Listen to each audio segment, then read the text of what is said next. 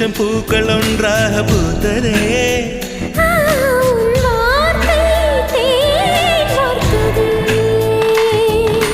மௌனம் பேசியதே, குளிர் வீசியதே.